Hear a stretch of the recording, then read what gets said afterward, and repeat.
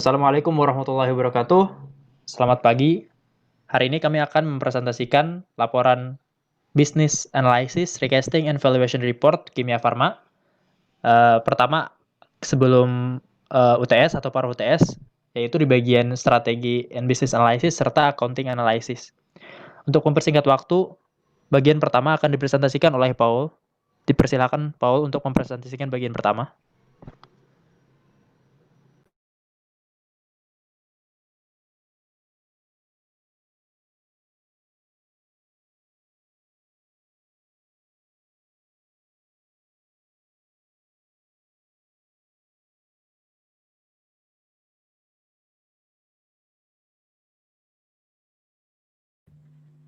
Baik, terima kasih Alwi. Selanjutnya saya akan mempresentasikan bagian background. Nah, yang pertama itu Kimia Farma merupakan industri farmasi yang ada di bawah Kementerian BUMN. Ini merupakan industri pertama di Indonesia yang didirikan pada masa pemerintah Hindia Belanda pada tahun 1817. Karena di bawah Kementerian BUMN, sehingga mayoritas kepemilikan sahamnya dimiliki oleh pemerintah Indonesia, yaitu sebesar 90,025%. Nah, Kimia Farma telah berkembang menjadi perusahaan dengan pelayanan kesehatan terintegrasi di Indonesia. Saat ini, Kimia Farma telah memiliki 46 cabang trading dan distribution, serta 45.000 gerai apotik yang tersebar di seluruh Indonesia. Kimia Farma ini sendiri memiliki rantai bisnis dari hulu ke hilir, sehingga dapat memasukkan produknya secara merata di Indonesia. Sebagai perusahaan farmasi, Kimia Farma memiliki banyak fasilitas kesehatan, mulai dari apotik, klinik, dan laboratorium klinik. Juga didukung dengan manufaktur farmasi, riset, dan pengembangan, distribusi dan perdagangan, pemasaran, serta retail farmasi. Berdasarkan pernyataan standar akuntansi keuangan atau PSAK, segmen operasi Kimia Farma itu mulai dari segmen operasi, segmen usaha Kimia Farma dikelompokkan melalui manufaktur dan produksi, distribusi dan retail, dan usaha lainnya. Nah, untuk meningkatkan daya saing, Kimia Farma ini menjual produknya bukan hanya di pasar domestik, tapi juga perusahaan mancanegara. Perusahaan mancanegara itu mulai dari India, Jepang, Taiwan, Selandia Baru, dan juga beberapa negara di Eropa. Juga Kimia Farma mendistribusikan produknya sampai ke Yaman, Korea Selatan, Singapura, Malaysia, Vietnam, Sudan, dan Papua Nugini.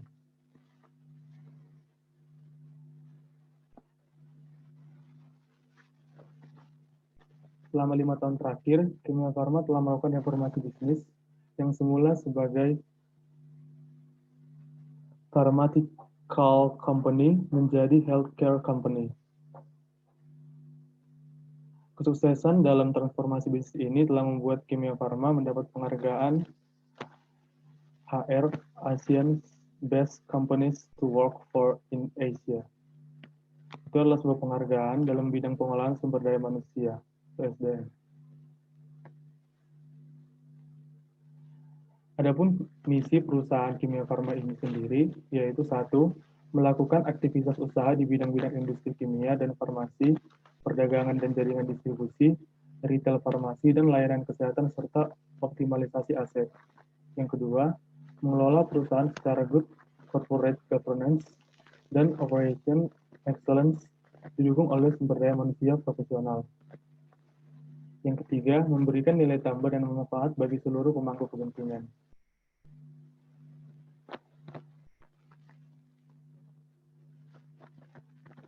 Berdasarkan surat edaran K BUMN tentang nilai-nilai utama atau core values sumber daya manusia BUMN, maka perusahaan menetapkan akhlak sebagai budaya kerja Kimia Farma Group menggantikan iCare, yang merupakan gabungan dari innovative, collaborative, agile, responsible, and altruistic.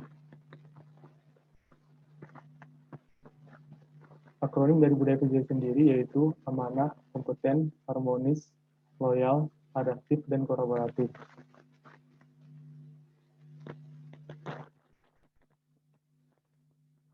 Selama beberapa tahun ini, Kimia Farma telah memajukan beberapa terobosan yang signifikan dalam bidang healthcare.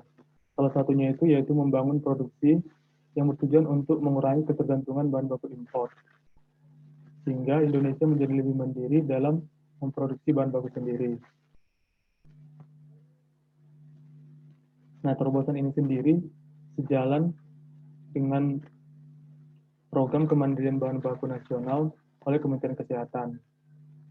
Lalu didukung dengan paket kebijakan ekonomi nomor 11 yang dituangkan dalam Instruksi Presiden RI nomor 6 tahun 2016. Nah, riset dan pengembangan ini adalah kunci utama untuk memperkuat kegiatan usaha manufaktur kimia farma untuk memproduksi berbagai macam produk mulai dari obat herbal, iodium, kina, serta produk-produk turunannya dan minyak nabati.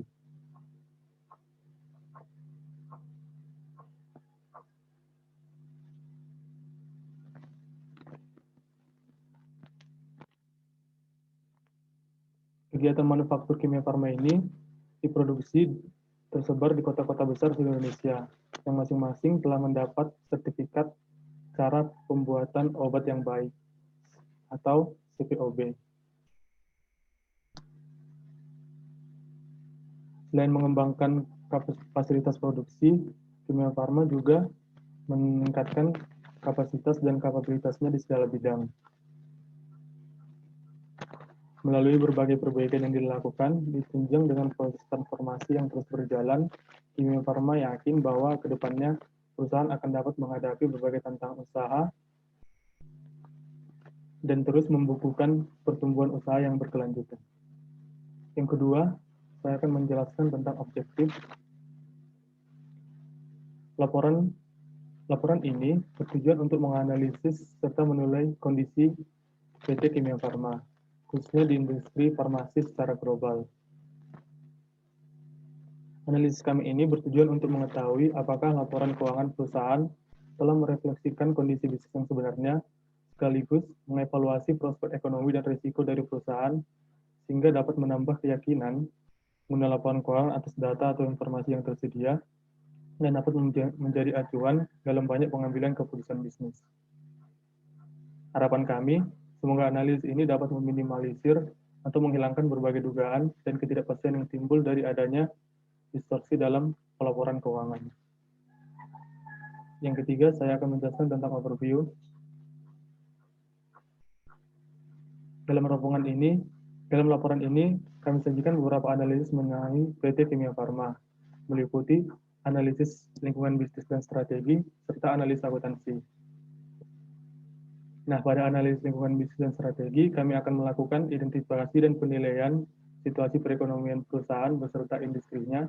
Dalam hal industri ini sebagai mana dimaksud sebagai industri farmasi, baik di pasar domestik maupun pasar internasional, serta mengaitkan dengan isu-isu yang terjadi saat ini.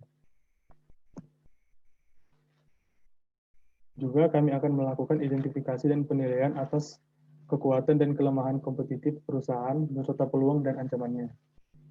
Setelah itu, kami akan melakukan analisis akuntansi yang akan melakukan evaluasi sejauh mana akuntansi perusahaan mencerminkan realitas ekonomi yang sebenarnya. Hal ini dilakukan untuk mempelajari transaksi dan peristiwa perusahaan, menilai dampak kebijakan akuntansi serta laporan keuangan, lalu menyesuaikan laporan tersebut agar lebih mencerminkan keadaan ekonomi yang mendasarinya dan membuatnya agar lebih sesuai dengan untuk dianalisis. Nah, untuk menunjang proses analisis akuntansi, kami menggunakan laporan keuangan Kimia Farma tahun 2019 sebagai objeknya dan mengharapkan memperoleh asumsi logis yang berguna bagi pemangku kepentingan dalam mengambil keputusan. Sekian dari saya, selanjutnya akan dilanjutkan oleh Rahmi. Baik, terima kasih Paul. Selanjutnya saya akan membahas mengenai persaingan antar perusahaan sejenis dalam analisis lingkungan bisnis dan strategi. Industri farmasi merupakan salah satu industri yang strategis di Indonesia karena dia mempunyai peran penting dalam menjamin dan memperbaiki kesehatan masyarakat, menghasilkan obat untuk mengatasi berbagai penyakit, meminimalisir risiko kesehatan, apalagi di tengah kondisi di mana kesadaran masyarakat akan kesehatan terus meningkat. Kemudian, industri ini menjadi prioritas yang berperan besar sebagai penggerak utama dalam perekonomian. Untuk mengembangkannya, pemerintah telah memberikan berbagai insentif seperti pengurangan pajak, bea masuk, dan bentuk insentif lainnya. Hal ini dituangkan dalam Undang-Undang Nomor 3 Tahun 2014 tentang Perindustrian dan Peraturan Pemerintah Nomor 14 Tahun 2015 tentang Rencana Induk Pengembangan Industri Nasional. Persaingan yang ketat yang terjadi dalam industri ini digambarkan dengan semakin banyaknya perusahaan farmasi yang beroperasi di Indonesia.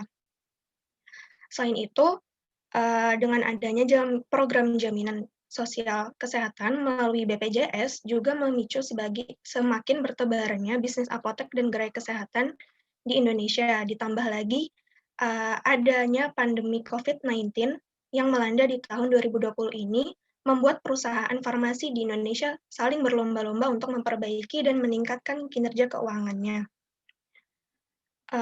Berdasarkan catatan dari Kementerian Perindustrian, industri farmasi dalam negeri ini didukung oleh 206 perusahaan yang didominasi oleh 178 perusahaan swasta, kemudian ada 24 perusahaan multinasional, dan 4 perusahaan milik badan usaha milik negara yang terdiri dari Bio Farma, Kimia Farma, Indofarma, dan Fapros.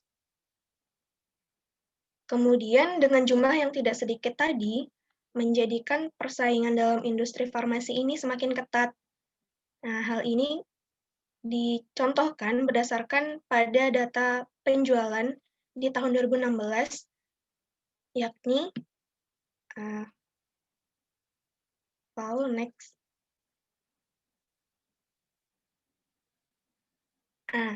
Di sini ada beberapa data mengenai peringkat perusahaan farmasi di Indonesia tahun 2017 berdasarkan pada penjualan di tahun 2016. Berdasarkan peringkat di atas, terlihat bahwa pangsa pasar farmasi Indonesia masih terfragmentasi dengan pembagian pangsa pasar yang kecil, di mana posisi teratas masih ditempati oleh perusahaan swasta Kalbe Farma yang unggul dengan persentase pangsa terbesar yakni 6,5%, kemudian diikuti oleh perusahaan Dexa Medica dengan persentase pangsa pasar 3,88%, dan pada posisi ketiga ditempati oleh Faros Indonesia dengan persentase 3,28%. Hal ini menunjukkan bahwa setiap perusahaan farmasi di Indonesia ini dituntut untuk mempunyai keunggulan dalam melakukan persaingan bisnisnya. Agar dapat terus bertahan dan berkembang, perusahaan ini harus meningkatkan daya saingnya, sehingga tidak akan berpotensi kehilangan pangsa pasarnya dalam waktu yang relatif singkat.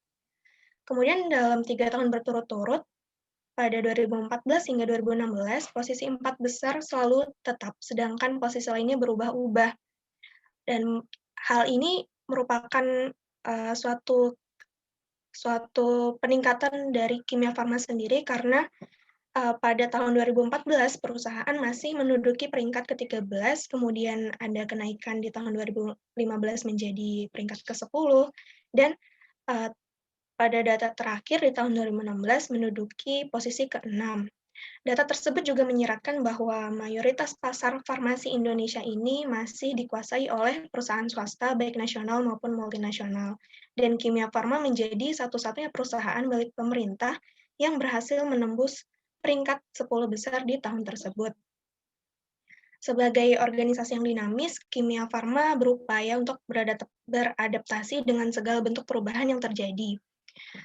Berbagai tantangan yang dihadapi tahun 2019 itu merupakan momentum yang penting bagi Kimia Farma untuk tetap melakukan integrasi dan konsolidasi yang bisa memperkokoh posisinya sebagai salah satu perusahaan farmasi terbesar di Indonesia. Kemudian di tahun 2019, perusahaan secara resmi menyelesaikan proses akuisisi terhadap PT Vapros terbuka dengan total kepemilikan sebesar 56,77%. Hal ini menjadi amunisi baru bagi perusahaan kimia farma untuk mewujudkan visi dan misinya. Kemudian, industri farmasi di Indonesia itu masih dihadapkan dengan beberapa tantangan yang cukup signifikan, di mana Indonesia masih bergantung pada impor khususnya untuk bahan baku obat, dengan total impor yang lebih dari 90%. Selain itu, akses untuk mendapatkan produk farmasi yang cenderung sulit akibat keterbatasan jalur distribusi membuat harga relatif mahal juga menjadi tantangan tersendiri bagi perusahaan di Indonesia ini. Sehingga diperlukan adanya inovasi-inovasi baru yang dapat melahirkan produk farmasi yang dibutuhkan oleh masyarakat. Menghadapi tantangan tersebut, pemerintah melalui Kementerian BUMN mengesahkan beroperasinya holding farmasi di awal tahun 2020. Holding ini terdiri dari 3 perusahaan BUMN, yakni Bio Farma sebagai induk holding karena kepemilikannya 100% dimiliki oleh pemerintah, kemudian anggotanya yaitu Kimia Farma dan juga Indofarma. Tujuan dari pembentukan holding itu sendiri adalah untuk memperkuat kemandirian industri farmasi nasional, meningkatkan ketersediaan produk dengan menciptakan inovasi bersama dalam penyediaan produk farmasi. Tujuan lain dari pembentukan holding ini adalah untuk menciptakan efisiensi dan kepastian ketersediaan suplai bahan baku sehingga akan dihasilkan harga produk yang terjangkau. Kemudian holding ini juga dilatar belakangi oleh tren sektor kesehatan global di negara berkembang maupun negara maju. Maka dengan adanya holding ini, diharapkan kebutuhan masyarakat akan pelayanan kesehatan itu bisa terpenuhi dengan baik, dan juga ini merupakan solusi yang menyeluruh atas tantangan ini. Pembentukan holding ini juga merupakan milestone dalam rangka pembentukan ekosistem healthcare di Indonesia, sehingga dari hulu ke hilirnya dapat dikelola dengan baik. Mungkin itu aja dari analisis bisnis lingkungan yang pertama. Terima kasih. Nah, kita lanjutkan mengenai ancaman pesaing baru untuk PT Kimia Farma. Nah, kita semua tahu bahwa industri farmasi di Indonesia saat ini merupakan industri yang sangat kompetitif. Apalagi saat ini sedang terjadi masa pandemi yang membuat gerai apotek dan gerai kesehatan menjadi pilihan masyarakat dalam memenuhi kebutuhannya. Nah, di sini kita catat bahwa terdapat 10.000 lebih gerai apotek bertebaran di Indonesia, yang tentu lokasinya ini bertebar dengan sangat baik yang menjangkau berbagai daerah di Indonesia, mau itu di pusat atau di pelosok daerah, itu di semua daerah ada. Nah, tidak jarang gerai-gerai apotek yang ada di pusat maupun di pelosok daerah ini merupakan pendatang baru yang bisa menjadi ancaman bagi PT Kimia Farma. Nah, pendatang-pendatang ini menjadikan persaingan industri farmasi menjadi lebih kompetitif. Apalagi bila pendatang-pendatang baru ini menawarkan harga yang jauh lebih murah dibanding harga obat yang ditawarkan melalui apotek PT Kimia Farma. Nah, bila di logika, tentu masyarakat akan lebih memilih produk-produk obat-obat yang harganya jauh lebih murah ketimbang yang lebih mahal, kecuali mereka memiliki alasan tertentu untuk memilih produk dan jasa kesehatan yang lebih mahal. Nah, banyaknya pesaing ini, seperti yang telah dikatakan tadi, bisa menjadi ancaman bagi PT Kimia Farma. Lalu bagaimana sebetulnya PT Kimia Farma menyikapi dan mengambil tindakan dalam merespon pendatang-pendatang baru ini? Nah, di sini kita sebutkan terdapat beberapa strategi yang dilakukan PT Kimia Farma. Yang pertama adalah mengakselerasi laju peningkatan produksi menjadi 20% pada tahun 2020 ini. Nah, di samping itu juga PT Kimia Farma melakukan akuisisi dan merger pabrik yang dapat melengkapi produk sehingga PT Kimia Farma menjadi perusahaan industri farmasi yang lebih lengkap. Nah, strategi-strategi yang dilakukan PT Kimia Farma ini baik secara langsung maupun tidak langsung mengubah struktur PT Kimia Farma yang tadinya hanya perusahaan farmasi menjadi sebuah perusahaan healthcare, jasa kesehatan. Yang artinya lingkup ranah bisnis PT Kimia Farma mengalami ekspansi yang cukup besar, cukup luas, dan diharapkan cukup memberi dampak signifikan bagi PT Kimia Farma itu sendiri, dalam menghadapi persaingan pendatang baru ini. Nah, setelah diteliti lebih lanjut, sebetulnya apa sih kelebihan PT Kimia Farma yang dapat menjadikan Kimia Farma ini tetap menjadi pilihan masyarakat luas? Ternyata PT Kimia Farma memiliki kelebihan dalam luasnya bidang layanan kesehatan yang mereka tawarkan. Saat ini PT Kimia Farma memiliki pabrik farmasi yang cukup banyak, dengan penelitian yang banyak, peralatan yang lengkap, serta gerai apotik yang tidak kalah menjangkau berbagai daerah di Indonesia. Tidak kalah dengan pendatang-pendatang baru yang mereka membuka gerai apotek baru. Nah, tercatat menurut laporan keuangan tahun 2019, Kimia Farma memiliki gerai apotek terbanyak dengan jumlah 1.279. Kimia Farma juga memiliki klinik kesehatan sebanyak 565 unit, serta 10 optik.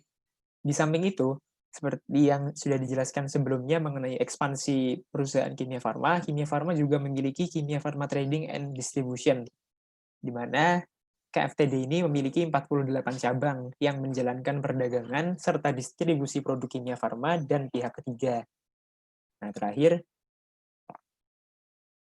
Kimia Farma memiliki Kimia Farma Diagnostika yang memiliki 64 unit laboratorium klinik. Kimia Farma yang cukup luas ini, baik dari daerah maupun ranah bisnis, bisa menjadi acuan bahwa Kimia Farma sudah cukup siap dalam menghadapi ancaman munculnya pesaing baru yang berpotensi merugikan bisnis PT Kimia Farma. Lalu kita lanjut ke ancaman produk substitusi. Nah, sebelum memulai, kita ketahui dahulu di Amerika Serikat ini terdapat informasi mengenai substitusi produk farmasi yang dituangkan dalam sebuah buku yang disebut The Orange Book. Nah, apa sih yang dimuat dalam The Orange Book ini? Yang dimuat dalam The Orange Book ini adalah diantaranya mengenai tanggal-tanggal kadaluarsa suatu paten obat. Di samping tanggal kadaluarsa yang dijelaskan, Orange Book ini juga menjelaskan apa sih sebetulnya komposisi bahan obat suatu merek. Nah, dengan adanya di Orange Book ini dapat membantu masyarakat ketika paten suatu obat itu masa kadaluarsanya sudah habis, dengan itu dapat membuka jalan untuk mulai memproduksi obat generik dengan harga yang lebih murah sehingga dapat dijual dengan harga yang lebih murah. Selain itu juga, informasi mengenai bahan baku obat suatu merek ini dapat menjadi bantuan bagi konsumen dalam menemukan merek lain. Nah, misalnya di sini dijelaskan bahwa dalam merek Zocor, komposisi bahan aktifnya ini adalah simvastatin. Dengan mengetahui komposisi ini, masyarakat dapat tahu nih, konsumen dapat melakukan pencarian baru untuk mendapatkan merek lain dengan komposisi yang sama. Dan dia dapat menyesuaikan sendiri, dia mau membeli yang mana, dengan harga yang mana, dengan merek yang mana. Orange Book ini di Indonesia oleh BPOM Indonesia belum dikeluarkan. Nah, belum ada nih informasi di Orange Book yang menghimpun informasi obat substitusi generik yang dapat dibeli oleh masyarakat. Namun di luar itu, sebagai Indonesia kita semua tahu bahwa sudah lumrah bila masyarakat Indonesia ini menggunakan obat herbal atau obat tradisional dalam kehidupan sehari-hari. Nah, pemilihan obat-obat herbal, obat tradisional ini dapat menjadi substitusi yang menjadi ancaman bagi perusahaan. Di sini dijelaskan, melalui Asrot BPOM, merilis e-book information mengenai obat modern asli Indonesia yang berbentuk sebuah modul. Modul ini mencakup apa? Modul ini mencakup informasi mengenai obat-obatan dengan bahan baku alam, tentunya yang telah disetujui dan digunakan dalam produk obat di Indonesia. Nah, melalui modul ini dijelaskan bahwa terdapat dua klasifikasi jenis obat. Yang pertama adalah OHT, obat herbal terstandar, dan yang kedua adalah FF, fitofarmaka. Nah, jadi kalau kita semua, teman-teman coba melihat website suatu perusahaan farmasi atau Kimia Farma, tentu akan ada navigasi mengenai produk mereka. Nah, di produk mereka itu biasanya terdapat OHT dan FF. Nah, OHT dan FF ini adalah panjangannya ini, obat herbal terstandar dan fitofarmaka yang dijelaskan dalam modul OMAI. Kedua jenis produk ini merupakan hasil pengembangan dan pemanfaatan bahan alam di Indonesia. Selain mencantumkan daftar obatan herbal herbal. Informasi lainnya yang dicakup dalam modul ini mencakup proses pengolahan bahan baku alam menjadi produk yang aman, berkhasiat, dan lebih bermanfaat. Per April 2020, terdapat sebanyak 62 produk OHT dan 25 produk fitofarmaka telah terdaftar pada Asrot BPOM. Nah, namun di antara angka ini, Kimia Farma itu belum muncul sebagai salah satu produsennya. Sementara di waktu yang bersangkutan, perusahaan-perusahaan pesaing seperti PT Kalbe Farma telah memproduksi OHT-H2 yang merupakan obat penurun tekanan darah tinggi. Kemudian ada juga pesaing lain, PT Dexamedica, telah memproduksi OHT Herbacol yang meringankan gejala pilek dan sakit tenggorokan.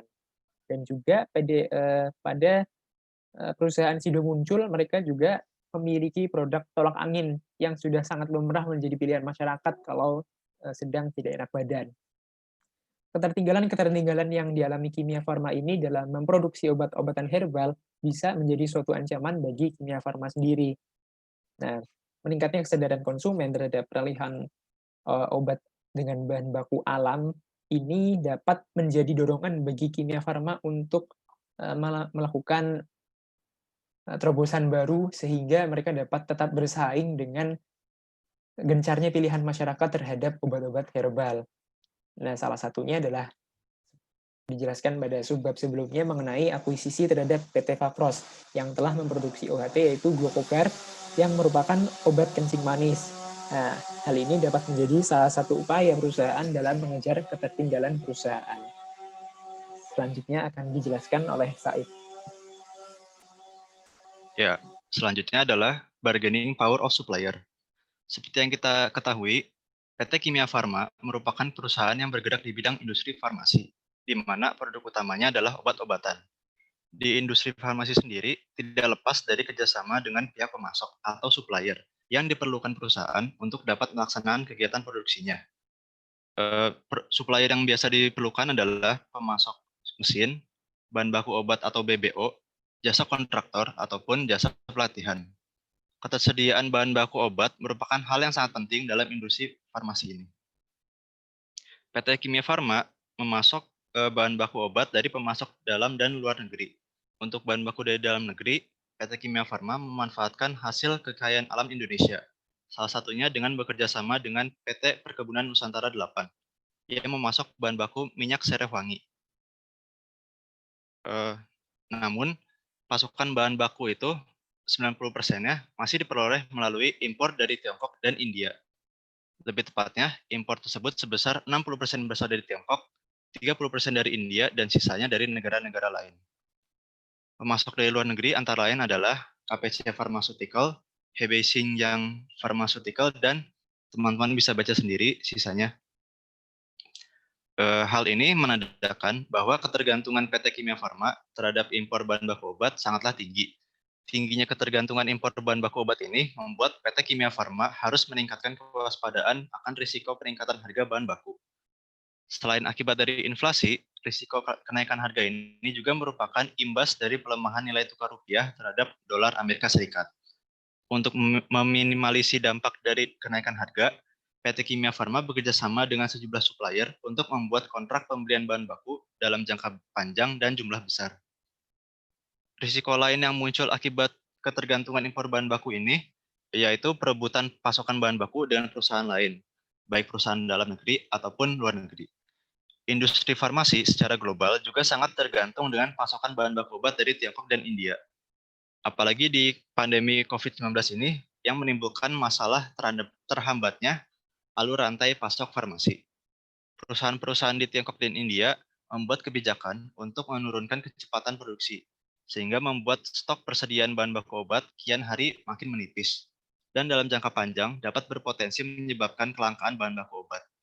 Namun, untuk mengatasi kekurangan bahan baku tersebut, PT Kimia Farma memiliki solusi untuk mencari alternatif supplier dari negara lain. Selain itu, untuk mendukung pemerintah dalam program kemandirian bahan baku obat nasional yang tertuang dalam roadmap Kementerian Kesehatan, PT Kimia Farma memproduksi bahan baku obatnya sendiri. Hingga saat ini, PT Kimia Farma telah memproduksi 4. Bahan baku obat sendiri, yang berkontribusi dalam pengurangan nilai impor bahan baku obat sebesar 2,7%. Pada tahun 2020, PT Kimia Farma sedang mengembangkan bahan baku obat untuk obat anti kolesterol, pengencer darah, antivirus atau antiretroviral, paracetamol, dan BBO lainnya, sesuai dengan kebutuhan industri. Pengembangan bahan baku obat tersebut dilakukan secara kolaborasi dengan perusahaan farmasi asal Korea Selatan, yaitu Sungbun Pharmacopeia. Mereka menargetkan akan mengurangi angka impor nasional menjadi 75% pada tahun 2024. Ketergantungan Indonesia dengan impor bahan baku obat sangat mengkhawatirkan, apalagi di masa pandemi sekarang ini. Dampak yang terjadi apabila bahan baku tidak dikirim dari pemasok luar negeri adalah produksi PT Kimia Farma yang akan terhambat. Maka, untuk mengatasi permasalahan tersebut, PT Kimia Farma harus mencari alternatif supplier lain agar proses produksi obat dapat terus berjalan. Dari penjelasan di atas, dapat kita simpulkan bahwa bargaining power of supplier PT Kimia Farma masih cenderung tinggi, walaupun terdapat pilihan untuk berpindah ke supplier lain dan sedang memulai untuk memproduksi bahan bakunya sendiri. PT Kimia Farma masih sangat bergantung dengan pasokan bahan baku dari negara Tiongkok. Sekian dari saya, selanjutnya akan dijelaskan oleh teman saya. Oke, selanjutnya saya Caca, saya Hatami Hamsanakcip akan menjelaskan tentang bargaining power of consumer. Pada suatu bisnis, kekuatan tawar-menawar itu bergantung pada jenis industrinya. Kalau kita lihat di sini, Kimia Farma ini nggak bergerak sendirian dalam industri farmasi ini. Ada perusahaan lain yang bergerak di bidang yang sama. Artinya, ketika banyak pihak terjun ke dalam industri yang sama, maka PT Kimia Farma tidak dapat berperan sebagai price maker. Sehingga ketika konsumen tidak merasa puas dengan produk Kimia Farma, maka konsumen akan dengan mudahnya beralih ke produk dari perusahaan lain. Sehingga dapat disimpulkan di sini bahwa tingkat ketergantungan Kimia Farma pada konsumen cukup tinggi. Selanjutnya, cost leadership. Pada prinsipnya, cost leadership strategi itu bagaimana sih strategi perusahaan untuk menekan biaya dengan tetap menghasilkan produk yang dapat diterima oleh pelanggan. Untuk strategi PT Kimia Farma sendiri, yang pertama, Kimia Farma menentukan harga bahan baku dan produk siap jual mereka dengan melakukan research terlebih dahulu.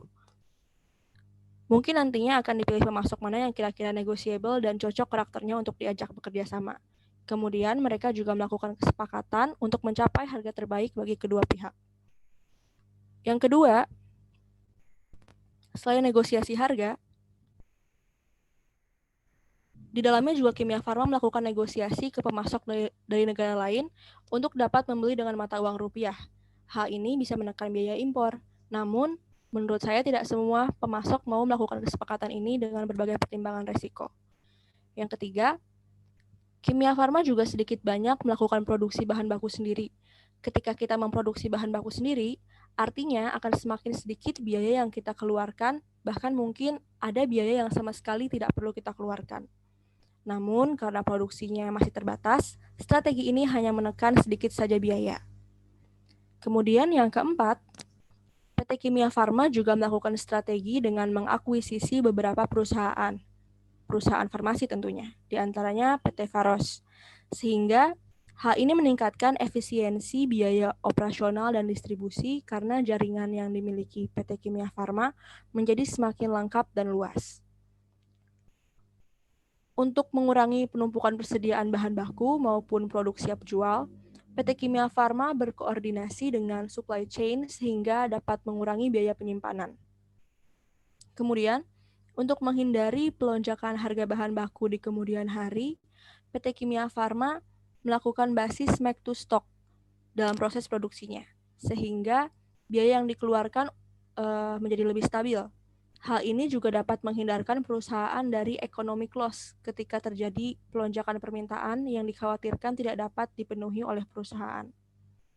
Terakhir, PT Kimia Farma untuk menghasilkan produk yang dibutuhkan dan diterima pelanggan, berfokus pada consumer centricity. Hal ini akan menjadikan inovasi yang dibuat oleh Kimia Farma di masa depan menjadi lebih terukur. Namun, resiko dari consumer centricity ini adalah akan meningkatkan biaya research and development karena Kimia Farma tadi harus menelusuri tanggapan konsumen terkait dengan produknya. Kiranya itu dari saya, selanjutnya akan dijelaskan oleh Dimas. Oke, berarti selanjutnya adalah produk differentiation. Jadi produk-produk yang dihasilkan oleh PT Kimia Farma itu secara garis besar dibagi menjadi 3 kategori. Yaitu yang pertama adalah ethical, generic, dan others. Nah, ethical di sini adalah obat yang penggunaannya harus disertai dengan resep dari dokter, seperti Neurodial, Clopidogrel, Codipron, Supraflu, Vidicep, dan sebagainya. Kemudian di obat generik itu yaitu obat yang dapat dikonsumsi oleh masyarakat umum. Jadi di sini obat generik itu bisa dibeli secara bebas oleh masyarakat. Contohnya seperti salbutamol, tetrasilin, etambutol, prednison, dan sebagainya. Dan yang terakhir adalah others, yaitu produk-produk lain berupa seperti kosmetik dan produk perawatan wajah. Contohnya itu kayak Venus Face Toner, Marks, Salicyl, Acivit Magasita, dan banyak lagi. Nah, dari 3 kategori besar di atas itu masih bisa di breakdown lagi. Jadi misalnya kayak di obat generik itu, PT Kimia Farma itu punya salbutamol untuk meredakan asma, terus tetrasilin dan ebutamol tadi untuk antibiotik, dan prednison itu untuk alergi. Nah, yang udah di breakdown ini masih bisa di breakdown lagi. Kayak misalnya di obat asma, tetrasilin dan etabutol ini memiliki kegunaan yang berbeda. Tetrasilin di sini digunakan untuk mengobati penyakit akibat infeksi bakteri seperti antrak, sifilis, gonorea, dan lain-lain. Dan etambutol sendiri itu digunakan dengan antibiotik lain untuk mengobati tuberkulosis. Selanjutnya seperti PT Kimia Farma, untuk obat etikalnya juga memiliki jenis-jenis yang berbeda. Seperti Neurodial dan Clopidogrel untuk analgesik, Codipron dan Supraflu untuk batuk dan flu, Vidicep sebagai antiseptik, dan lain-lain. Oke, selanjutnya akan dilanjutkan oleh kelompok 4. Oke, selanjutnya akan dilanjutkan oleh kelompok 4 yaitu saya bersama Alvira. Untuk pertama saya akan membahas masalah strength. Nah, untuk strength dari Kimia Farma sendiri, Kimia Farma ini merupakan perusahaan yang udah track record-nya terjaga. Itu bermula saat pertama kali didirikan yang bernama PNF Bhinneka Farma. PNF Bhinneka Kimia Farma pada tahun 1958 dan baru pada tahun 1971 diubah menjadi PT Kimia Farma. Nah, Kimia Farma ini memiliki tatanan struktur organisasi yang rapi dari proses produksi hingga penjualan. Nah, karena itu tidak heran memiliki kekuatan merek yang kuat dan terpercaya di kalangan konsumernya yaitu rakyat Indonesia. Ya, selain itu, untuk menjaga kualitas produksi dan produknya dengan teknologi yang berkualitas tinggi. Di atas juga sudah dijelaskan bahwa Kimia Farma memiliki 10 pabrik, 1.300-an apotek, 550 lebih klinik, 10 apotek, hampir 50 cabang, dan di atas 60 laboratorium klinik. Selain itu, perusahaan Kimia Farma juga memiliki fondasi dalam hal segi modal maupun belanja karena 90% ke atas porsi kepemilikan perusahaan dipegang oleh pemerintah. Selain teknologi yang canggih ini, perusahaan Kimia Farma juga memiliki standar yang dibuktikan sertifikasi SMK3 yaitu Sistem Manajemen Keselamatan dan Kesehatan Kerja yang dikeluarkan oleh Depnaker, Departemen Ketenagakerjaan, serta boleh di-scroll ke bawah ya, serta ISO 9001 tentang layanan pelanggan dan standar manajemen mutu. Meningkatnya konsumen Kimia Farma juga bisa disebabkan karena ia memiliki pabrik yang tersebar di Jakarta, Bandung, Semarang, Sarolangun, Watu Dakon, dan Tanjung Merawa, sehingga memiliki jalur distribusi yang mudah tersebar. Selain itu, ia juga merupakan produsen obat generik yang terbesar hingga memiliki peluang yang besar untuk memenuhi permintaan obat generik yang semakin meningkat tiap tahunnya. Nah, sekarang akan dibahas weakness-nya, yaitu kelemahan yang tampak oleh Kimia Farma adalah harga yang ditetapkan perusahaan ini cenderung lebih mahal jika dibandingkan apotek lainnya. Nah, selain itu karena beragamnya produk yang dihasilkan membuat setiap produk memiliki kemasan yang terkesan kurang menarik sehingga dapat mengurangi minat pembeli karena kemasan yang kurang meyakinkan. Dalam hal ini, perusahaan perlu menetapkan upaya atau tindakan lebih untuk meningkatkan kemasan produk agar lebih menarik perhatian dan meyakinkan konsumen serta menambah varian-varian baru agar konsumen memiliki pilihan alternatif dalam mengkonsumsi obat generik. Nah, ini artinya perlu dilakukan lagi produk differentiation berlebih pada produk-produk kimia farma. Selanjutnya, untuk corporate strategy analysis akan dijelaskan oleh Arvira. Oke, saya di sini akan membahas tentang kimia farma strategi. Sesuai dengan RJPP 2018 sampai 2022, tahun 2020 perseroan harus mempertahankan posisinya sebagai world class company melalui strategi cost leadership alignment dan komitmen dengan basis excellent execution serta excellent performance. Terkait dengan Quick Wins 2020, perseroan telah merealisasikan dari merencanakan beberapa program pada tahun 2020. Antara lain, yang pertama, kemandirian BPO, dengan dimulainya berproduksi PT Kimia Farma Sunggun Pharmacopiac atau KFSP pada tahun 2019, pengembangan KFSP terhadap kapasitas dan teknologi untuk memiliki daya saing dengan industri BPO dari negara India dan Tiongkok. Yang kedua, digitalisasi. Nah, saat ini berbagai macam improvement digitalisasi sedang dilakukan dalam rangka mempersiapkan perseroan di era digitalisasi. Yang ketiga, healthcare ecosystem. Nah, Kimia Farma merupakan miniatur healthcare ecosystem jika dapat melengkapi beberapa infrastruktur layanan kesehatan, antara lain misalnya rumah sakit, pabrik, alat kesehatan, dan healthy food product. Beberapa aktivitas utama dan inisiatif strategis tahun 2020 antara lain, yang pertama holding farmasi atau integrasi healthcare holding. Sesuai dengan peraturan presiden yang terbit terkait dengan holding farmasi, Kimia Farma memiliki portofolio bisnis terlengkap, harusnya sangat siap dalam menghadapi kebijakan tersebut. Nah, di sini ada pun inisiatif yang dilakukan perseroan untuk menghadapi hal tersebut. Yang pertama, holding level strategi.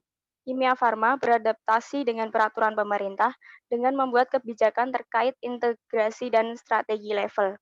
Yang kedua, operating model. Kimia Farma harus terkait dengan operasional model itu sendiri harus dipilih mana yang lebih ideal. Yang ketiga, sinergi dan value capture. Pemerintah mengharapkan adanya sinergi dan yang lebih baik di BUMN dan dapat menambah value proposition perseroan Kimia Farma yang akan mengakomodir harapan tersebut dengan detail program dan inisiatif yang akan diformulasikan. Yang kedua, inorganic growth, merger and acquisition, integration and value chain.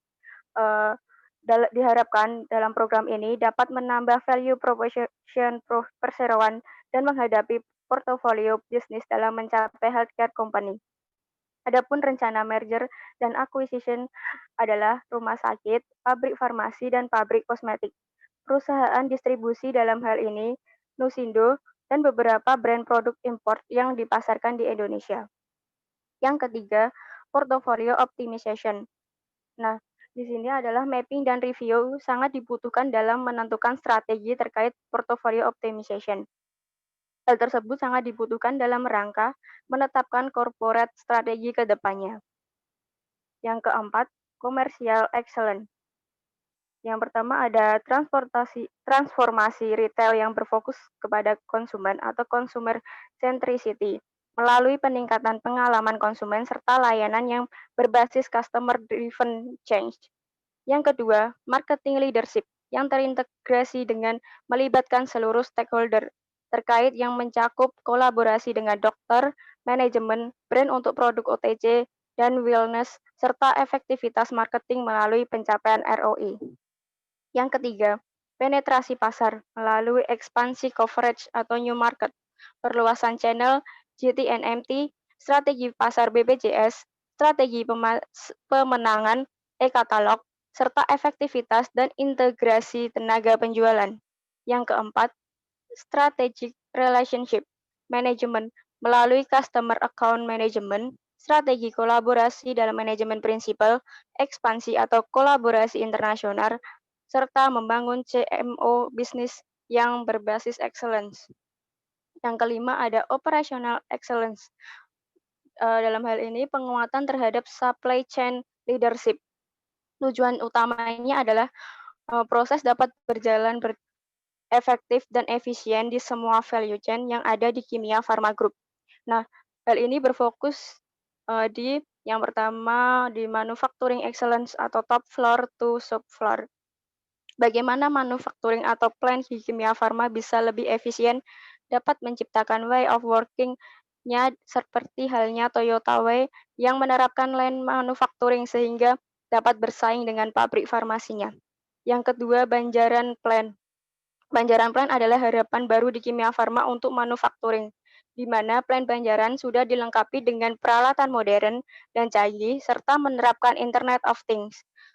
Tantangan berikutnya adalah bagaimana Plan Banjaran dapat running well dan dengan standar yang tinggi, maka produk yang dihasilkan bisa diekspor ke luar negeri.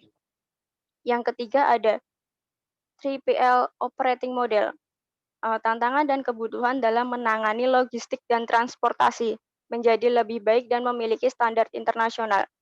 Diharapkan Kimia Farma Group dapat meningkatkan kapabilitasnya dalam hal tersebut disertai dengan dukungan IT yang lebih eco-friendly dan dapat diakses atau monitoring dengan mudah. Yang keempat ada SNOP Plus.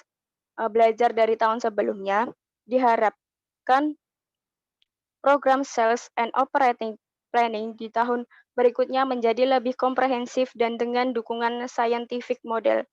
Yang kelima, teknologi transfer. Percepatan transfer teknologi produksi produk di plan existing ke plan Banjar.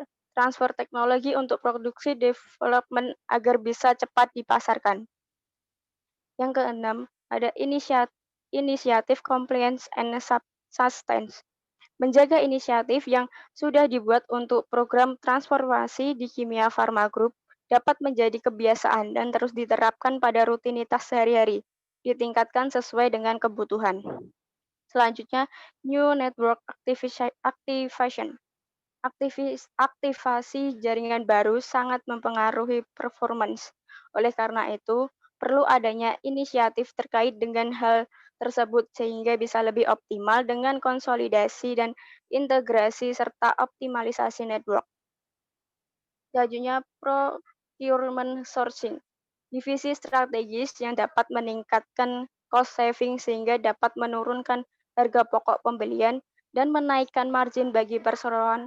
Untuk mendapatkan hal tersebut, yang menjadi poin pesaing adalah sourcing di procurement sehingga mendapat harga yang lebih kompetitif. Selanjutnya ada digital excellence.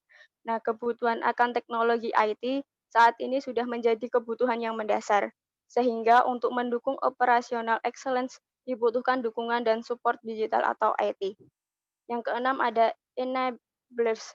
Upaya perseroan untuk mewujudkan strategi perseroan didukung dengan support dari setiap fungsi terkait melalui shared service, yaitu dengan model integrasi layanan bersama serta menggabungkan layanan admin bersama. Yang kedua, tata kelola keuangan. Dengan penguatan tata kelola keuangan yang optimal melalui manajemen piutang atau arus kas, performance tracking, serta zero-based budgeting. Yang ketiga ada peningkatan organisasi kepemimpinan dan budaya. Peningkatan performa organisasi perseroan melalui integrasi budaya, penerjemahan nilai perseroan ke dalam perilaku, dan pengukuran metrik performance dari seluruh karyawan.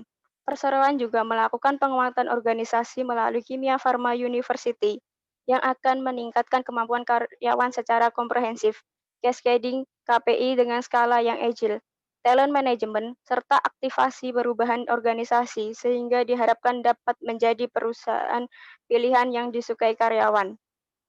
Yang keempat, pengambilan keputusan berbasis analisis, peningkatan penggunaan dashboard, pembentukan tim analitik serta tata kelola data yang mendukung manajemen dalam setiap pengambilan keputusan bisnis maupun operasional. Selanjutnya, evolusi IT. Membangun roadmap dan strategi IT untuk meningkatkan daya saing perusahaan dalam pasar global. Selanjutnya, keunggulan digital. membangun keunggulan digital yang terintegrasi dengan konsep One Search of Truth Digital Roadmap, peningkatan dalam model operasional dan tata kelola digital factory, serta pembentukan digital transformation organization. Selanjutnya, visi. Yang pertama, visi dari Kimia Farma sendiri adalah menjadi perusahaan healthcare pilihan utama yang terintegrasi dan menghasilkan nilai yang berkesinambungan. Selanjutnya, visi dari Kimia Farma Apotek adalah menjadi perusahaan jaringan layanan kesehatan yang terkemuka dan mampu memberikan solusi kesehatan masyarakat di Indonesia. Untuk visi pengembangan teknologi informasi Kimia Farma adalah menjadi prime mover dalam industri healthcare di Indonesia untuk mewujudkan Kimia Farma sebagai perusahaan healthcare berbasis digital yang terintegrasi dan menghasilkan nilai yang berkesinambungan. Selanjutnya akan dijelaskan oleh Alwi. Ya, kembali lagi karena tadi udah ada strength dan threat, pasti ada dikembangkan menjadi opportunities dan maksud saya yang pertama adalah strength and weakness, maka dikembangkan lagi jadi opportunities dan threats. Untuk bagian opportunities, dilihat dari situasi pandemi sekarang, hampir semua sektor itu tergantung sama kesehatan. Sehingga Kimia Farma ini memiliki banyak keuntungan. Nah, salah satunya adalah perubahan perilaku pada konsumen, khususnya obat-obatan. Jadi kebanyakan konsumen sekarang lebih memperhatikan kesehatan mereka karena sekarang adalah zaman-zamannya kesehatan itu lebih utama. Sebenarnya dari dulu kesehatan lebih utama, tapi sekarang kesadaran semakin timbul. Oke. Yang kedua adalah besarnya angka penduduk Indonesia yang masih rendah dalam mengkonsumsi obat per kapita, menyebabkan pasar potensial yang bisa dikembangkan. Selanjutnya berhubungan dengan pandemi lagi, pembuatan vaksin virus corona yang kemungkinan besar akan melibatkan perusahaan-perusahaan yang bergerak di bidang kesehatan. Jadi seluruh perusahaan yang bergerak di bidang pharmaceutical company itu akan bekerja sama dalam memproduksi vaksin, bahkan rencananya akan diproduksi pada tahun mendatang. Selain itu, produksi APD, vitamin, serta perlengkapan penunjang daya tahan tubuh untuk tenaga medis maupun masyarakat non-tenaga medis yang dapat menjadi peluang emas untuk dimanfaatkan karena tingginya permintaan namun sedikitnya produsen. Nah, izin BPOM juga menjadi faktor yang penting selain produksi dan peredaran produk. Izin BPOM sekarang ini semakin mudah untuk didapatkan sehingga setiap produksi yang siap edar lebih cepat sampai ke tangan konsumen dan roda penjualan bergerak semakin cepat. Selanjutnya adalah threat. Bukan hanya datang dari internal, threat juga bisa datang dari pihak eksternal. Jadi mungkin ada perusahaan baru yang mempunyai struktur modal yang lebih struktur modal yang berbeda dari Kimia Farma, serta memiliki teknologi baru yang dapat mengancam keberlangsungan bisnis Kimia Farma. Selanjutnya adalah perubahan nilai tukar rupiah terhadap dolar Amerika Serikat akan berdampak pada harga bahan baku obat karena Kimia Farma masih mengimpor sebagian besar bahkan hampir seluruh bahan bakunya. Selanjutnya adalah adanya pembatalan beberapa proyek pemerintah yang telah direncanakan perusahaan ke tahun berikutnya sehingga berdampak pada tidak tercapainya target perjualan produk dan meningkatkan jumlah persediaan. Ini terjadi pada tahun 2019 karena banyak produk yang dibatalkan serta ditunda. Adanya produk-produk baru yang masih dilindungi hak paten menyebabkan perusahaan-perusahaan sulit untuk mengembangkan produk. Perkembangan teknologi yang sangat cepat menimbulkan kemungkinan adanya persaingan dari perusahaan farmasi baru yang telah saya sebutkan di atas juga. Nah, selanjutnya tingginya biaya riset dan pengembangan dalam teknologi maupun produk. Akan tetapi dana yang dibutuhkan biasanya disalurkan oleh penerima bantuan iuran dalam bidang farmasi, tetapi jika dana ini tidak ada, maka akan sangat mempengaruhi perkembangan perusahaan Kimia Farma. Oke, walaupun pengembangan vaksin merupakan suatu keuntungan yang disebutkan di atas juga, nah akan tetapi ini juga memiliki sedikit dampak buruk. Salah satunya adalah isu yang berkembang di kalangan masyarakat. Beredar juga sekarang bahwa sebagian masyarakat telah memilih untuk tidak memakai vaksin karena mereka masih tidak yakin atas apa yang ada dalam vaksin. Ini sangat berpengaruh kepada Kimia Farma karena judgement dari masyarakat itu mempengaruhi vaksin yang akan datang. Selain menguntungkan pihak farmasi juga atas konsumsi vitamin dan penunjang daya tahan tubuh, pandemi ini juga memberikan dampak negatif dalam perekonomian. Karena adanya sedikit resesi ekonomi, maka daya beli masyarakat itu menurun. Sehingga walaupun produk itu dibutuhkan, tetapi daya beli masyarakat menurun, kemungkinan terburuk adalah produknya tidak berhasil dipasarkan, tapi jika masih bisa ada oportunitas maka produk bisa dijual, akan tetapi dijual dengan harga yang sedikit lebih murah. Selanjutnya, ada legal system yang masih belum dapat menanggulangi obat palsu secara efektif, berdampak pada harga obat yang menjadi lebih sulit untuk dikontrol, serta semakin luasnya pasar yang ingin dicapai, maka semakin banyak pula kompetitor dalam bidang farmasi. Nah, selanjutnya untuk accounting analysis akan dibahas oleh tim khusus. Dipersilakan. Oke, perkenalkan nama saya Taufik. Nah, saat ini saya akan menjelaskan mengenai bagian pertama dari analisis akuntansi.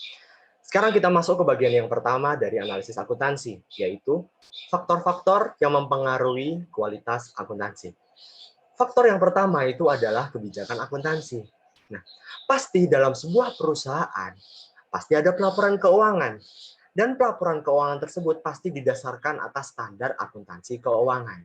Kalau di Indonesia namanya adalah PSAK atau Pernyataan Standar Akuntansi Keuangan.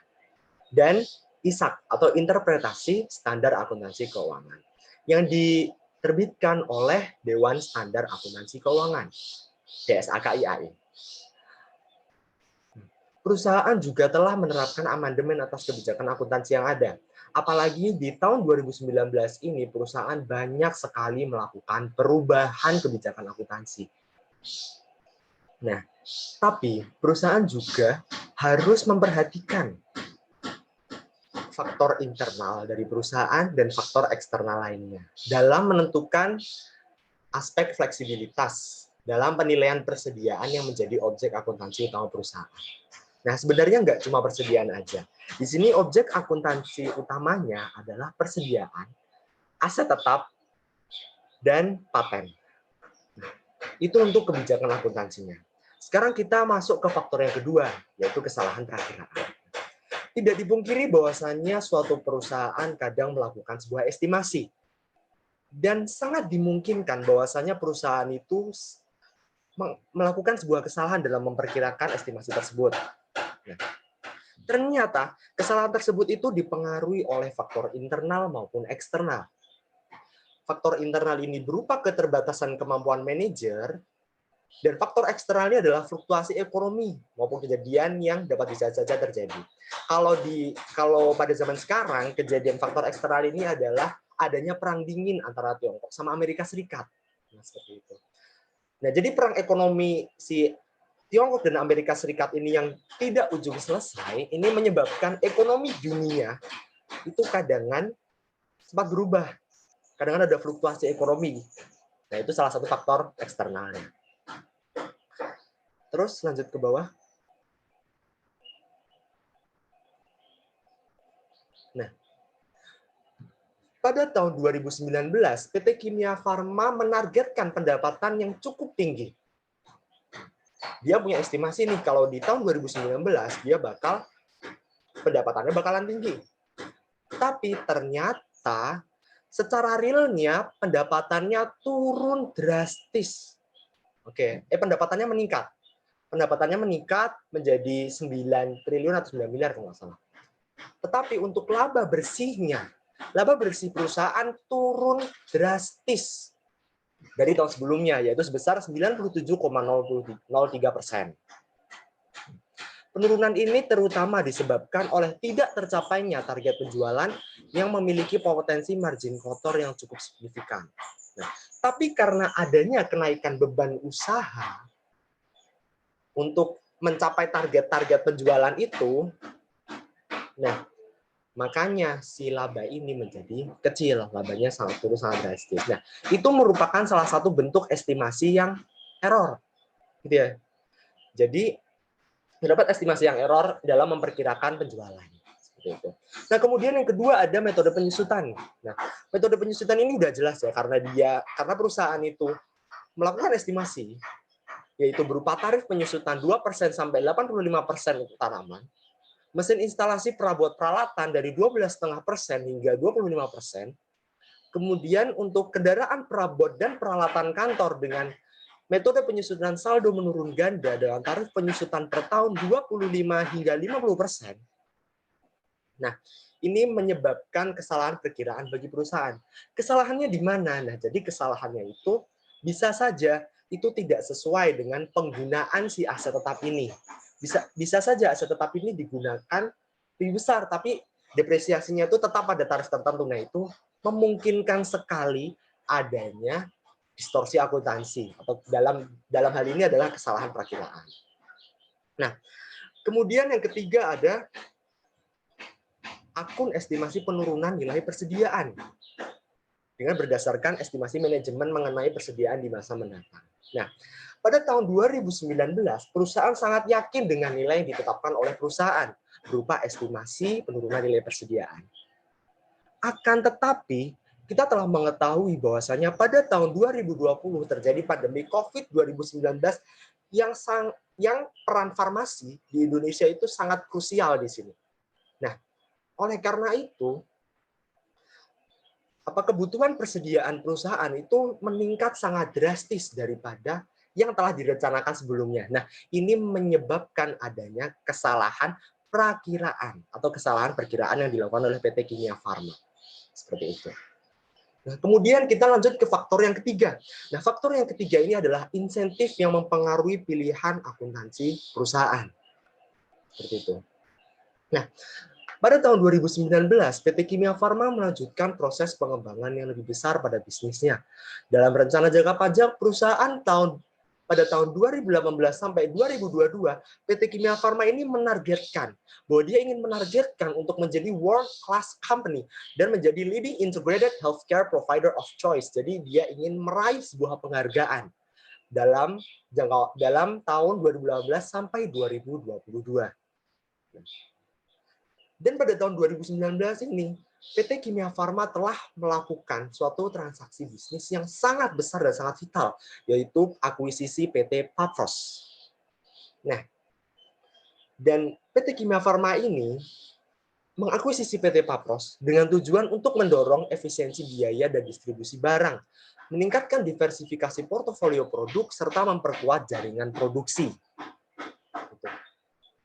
Nah, alasan yang lain juga yaitu PT Kimia Farma itu ingin menjadi salah satu perusahaan farmasi terintegrasi yang terbesar dalam hal ini produksi dan fasilitas produk yang lengkap. Seperti itu. Nah, bisa kita lihat di sini bahwasannya sehubungan dengan akuisisi, pendapatannya meningkat 11,13% dari tahun sebelumnya yang mencapai 9 triliun 400 miliar 535 juta. Seperti itu. Pertumbuhan penjualan PT Kimia Farma berada di atas rata-rata pertumbuhan industri farmasi. PT Kimia Farma juga mengalami perubahan piutang usaha yang meningkat 59,74% dibanding tahun sebelumnya, yaitu menjadi 2 triliun 116 miliar 727 juta. Nah, kenapa piutang itu bisa meningkat? Peningkatan tersebut disebabkan oleh tertundanya pembayaran piutang, baik dari instansi pemerintah maupun dari instansi swasta. Nah, karena tertundanya penagihan piutang tersebut, makanya statement of cash flow pada bagian operating itu sangat tertekan. Berarti kan nggak ada uang yang masuk gitu, nggak ada uang yang masuk ke perusahaan, atau istilahnya tertekan lah. Nah, untuk menghadapi tekanan yang timbul, PT Kimia Farma kemudian membentuk tim task force yang bertugas untuk melakukan collections agar kolektibilitas piutangnya dapat terkendali. Jadi piutangnya bisa tetap ditagih dengan jangka waktu yang normal. Dapat disimpulkan bahwa PT Kimia Farma lebih berfokus pada manajemen pendapatannya. Manajemen pendapatan tersebut dapat mempengaruhi pengambilan keputusan dan pemilihan kebijakan akuntansi di perusahaan. Seperti itu. Nah, itu untuk yang pertama, insentif yang pertama. Kemudian untuk insentif yang kedua, yaitu terdapat debt covenant. Nah, jadi, perusahaan itu memiliki utang jangka pendek. Dia memiliki utang jangka pendek, dan di utang jangka pendek itu terdapat persyaratan. Nah, persyaratan-persyaratan ini terkait dengan laporan keuangan yang dibuat oleh PT Kimia Farma. Di sini telah disajikan bahwasanya terdapat 3 bank yang mensyaratkan adanya debt covenant ini atau kolateral. Yang pertama ada PT Bank Mandiri. Ternyata PT Bank Mandiri mensyaratkan current ratio tidak kurang dari 1,1 kali, debt to equity ratio tidak lebih dari 3 kali, debt service coverage ratio tidak kurang dari 1,4 kali. Kemudian yang kedua ada PT Bank BNI Syariah. Nah, PT Bank BNI Syariah mensyaratkan current ratio minimal 1 kali dan debt to equity ratio maksimal 2,5 kali. Seperti itu. Kemudian yang ketiga ada PT Bank DKI. Nah, PT Bank DKI mensyaratkan current ratio minimal 1 kali, debt to equity ratio minimal sebesar 3 kali, dan debt service coverage ratio minimal 1 kali. Nah, dengan adanya keharusan tersebut dapat menjadi insentif. Nah, jadi ada insentif nih bagi perusahaan untuk memanajemen laporan keuangan yang dimilikinya untuk memilih standar akuntansi ya. Jadi ya seperti itu. Kemudian yang ketiga, terdapat insentif lain yang berupa competitive consideration. Nah, 5 tahun terakhir PT Kimia Farma telah melakukan transformasi bisnis dari yang semula pharmaceutical company menjadi healthcare company.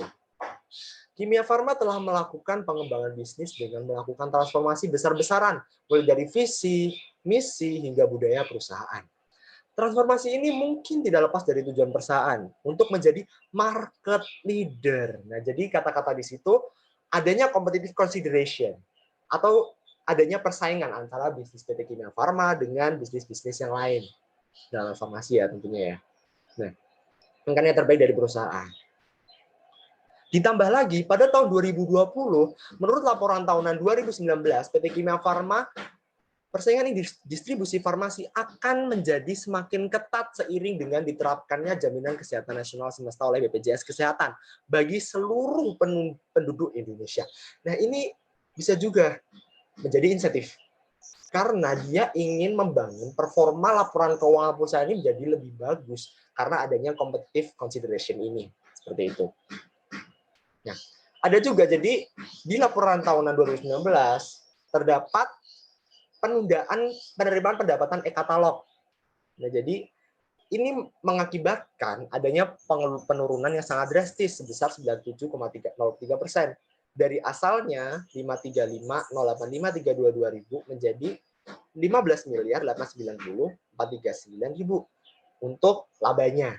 Nah, hal ini bisa menjadi celah bagi manajemen untuk melakukan income smoothing. Nah, jadi karena adanya penundaan income ini, makanya dia ingin income si tahun 2020 ini menjadi lebih bagus gitu. Jadi analisisnya menjadi lebih bagus seperti itu. Bisa melanjutkan dari paragraf sebelumnya bahwa dengan adanya penundaan pesanan e-katalog dari pihak pemerintah bisa menjadi celah bagi perusahaan untuk melakukan income smoothing ya seperti yang dijelaskan sebelumnya ya. Serta menyembunyikan tindakannya tersebut karena penundaan pesanan e-katalog. Menjadi dalih atas penurunan laba seperti itu. Nah, dengan laba yang meningkat tinggi di tahun 2020, dapat mengundang para investor untuk menanamkan modalnya di PT Kimia Farma, sehingga harga perusahaan-perusahaan pun akan meningkat dan membuat investor lama dari PT Kimia Farma senang, karena nilai sahamnya naik. Seperti itu. Menurut laporan tahunan 2019 juga, PT Kimia Farma perseroan sangat memperhatikan dampak dari setiap kegiatan yang dilakukan terhadap para pemangku kepentingan atau stakeholder, agar efektivitas hubungan perseroan dengan stakeholder tetap terjadi dengan baik, dengan harmonis, dan dapat mendorong peningkatan kinerja dari PT Kimia Farma. Seperti itu. Nah, demikian untuk faktor-faktor yang mempengaruhi kualitas pelaporan. Selanjutnya saya akan menjelaskan mengenai 6 langkah dalam analisis akuntansi. Yang pertama adalah identifikasi kunci kebijakan akuntansi. yang perlu kita ketahui semuanya bahwasanya hal pertama yang menjadi kunci kebijakan akuntansi adalah persediaannya. PT Kimia Farma memiliki persediaan dalam skala yang besar. Hal ini tidak bisa dihindari, karena dasar usaha yang dijalankan oleh PT Kimia Farma itu jual beli obat-obatan dan penggunaan alat. Nah, karena dia jual beli obat-obatan, maka persediaan ini menjadi salah satu hal yang sangat penting bagi perusahaan. Seperti itu. Nah, di sini juga bisa dikaitkan dengan logika kita saja ya. Karena obat-obatan itu merupakan sesuatu yang krusial, gitu ya. Karena di obat-obatan sesuatu yang krusial tentang kehidupan seseorang dan dia terdapat kata-kata kadaluarsa. Jadi perputarannya yang juga harus lebih tinggi di persediaannya, maka itu juga menandakan bahwasannya obat-obatan bisa menjadi kunci kebijakan akuntansi yang dilakukan oleh perusahaan. Teman-teman bisa baca sendiri di sini bahwasannya terdapat metode yang perusahaan gunakan dalam penilaian persediaan tersebut, yaitu dalam bentuk LCNRV, atau yang lebih rendah antara cost dan net realizable value. Gitu. Terjadi perubahan penggunaan metode pencatatan persediaan dari tahun 2017 dan 2018 ke tahun 2019. Seperti itu. Kemudian dalam perhitungan penurunan persediaan, penghitungannya didasarkan atas estimasi persediaan pada masa mendatang. Seperti itu. Dan kemudian kebijakan akuntansi yang kedua adalah paten. Kenapa paten ini bisa menjadi kunci kebijakan akuntansi yang diterapkan oleh perusahaan? Karena paten ini ternyata mempengaruhi nilai penjualan yang dilakukan oleh PT Kimia Farma. Seperti yang telah kita ketahui bahwasanya obat yang dijual dengan paten dengan obat generik itu memiliki harga yang berbeda dan bisa terpaut jauh seperti itu. Nah, maka ini menyebabkan adanya bahwa kunci kebijakan akuntansi si perusahaan ini jadi didasarkan juga atas paten. Karena paten ini berperan penting sekali dalam penjualan si perusahaan. Seperti itu. Kemudian kunci kebijakan akuntansi yang lain adalah aset tetap. Nah, udah jelas ya, pasti di setiap perusahaan pasti memiliki aset tetap dan aset tetap tersebut merupakan salah satu komponen besar yang dimiliki oleh PT Kimia Farma. Ya. Ditambah lagi pada tahun 2019 PT Kimia Farma melakukan revaluasi tanah yang nilainya bisa melebihi 5 triliun rupiah. Yang nilainya itu bisa melebihi 34% dari aset yang dimiliki oleh PT Kimia Farma. Seperti itu. Nah, makanya si aset tetap ini menjadi kunci kebijakan akuntansi yang dimiliki oleh perusahaan tersebut. Nah, kemudian kita langsung menginjak ke step yang kedua, yaitu menilai fleksibilitas akuntansi. PT Kimia Farma memiliki fleksibilitas dalam memilih kebijakan akuntansi atas persediaan dan hal-hal yang lain. Nah, yang pertama yang akan kita bahas di sini adalah persediaan. Ditunjukkan dalam catatan atas laporan keuangan perusahaan bahwasanya pada tahun 2017 dan 2018 perusahaan menggunakan pencatatan first in first out dan metode rata-rata tertimbang dengan masing-masing metode ditentukan pada jenis persediaan yang berbeda. Perusahaan mencatat perolehan bahan baku, bahan pembantu, dan jadi menggunakan metode FIFO. Sedangkan untuk barang dalam proses menggunakan metode rata-rata tertimbang. Kemudian perusahaan lalu mengubahnya pada tahun 2019 dengan mencatat seluruh penilaian persediaan dengan metode rata-rata tertimbang. Seperti itu. Nah. Kemudian ada juga penentuan penyisian penurunan persediaan yang dasarnya merupakan estimasi masa mendatang. Hal ini bergantung keputusan perusahaan. Apakah dengan penentuan penyisian penurunan ini akan meningkat nilai aset atau malah menurunkan? Seperti itu. Nah, kemudian fleksibilitas akuntansi PT Kimia Farma yang lain adalah yang jelas adalah adanya depresiasi. Metode penyusutan aset tetap yang dimiliki oleh perusahaan tersebut. Di mana terdapat beberapa metode penyusutan aset tetap. Pertama adalah metode garis lurus yang digunakan untuk aktiva tetap, di mana beban penyusutan aktiva tetap per tahun sama hingga akhir masa ekonomis aktiva tetap tersebut. Jadi kayak memiliki rate yang tetap gitu. Kemudian ada metode saldo menurun atau double decline balance, yaitu metode penyusutan aktiva tetap berdasarkan presentasi tertentu dihitung dari harga buku pada tahun yang bersangkutan.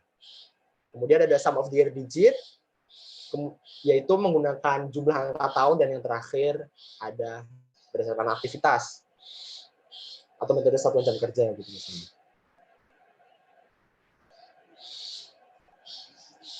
Kelima adalah metode hasil produksi. Menurut ini, beban penyusutan dihitung berdasarkan satuan hasil produksi pada tahun bersangkutan, sehingga beban penyusutan tiap periode akan berfluktuasi mengikuti jumlah produksi yang dihasilkan. Nah, kemudian kita masuk ke step yang ketiga, yaitu evaluasi strategi akuntansi. Dalam catatan atas laporan keuangan, PT Kimia Farma tidak menyebutkan alasan penggunaan metode FIFO dan rata-rata tertimbang secara sekaligus. Dari laporan keuangan yang dibuat oleh PT Kimia Farma, kesimpulan yang dapat ditarik adalah perusahaan menggunakan metode rata-rata tertimbang dalam menilai persediaan barang dalam proses, karena perusahaan mengasumsikan bahwa dalam menyelesaikan barang dalam proses tidak memperhatikan barang yang lebih dulu masuk atau keluar. Jadi dia langsung aja gitu, bentukannya average atau rata-rata. Tapi untuk barang baku dan barang jadi menggunakan asumsi bahwa barang yang pertama masuk harus pertama keluar. Jadi dia menggunakan metode FIFO. Seperti itu. Untuk strategi akuntansi berdasarkan laporan keuangan PT Kimia Farma tahun 2019, perusahaan menggunakan dua metode penyusutan aset tetap miliknya.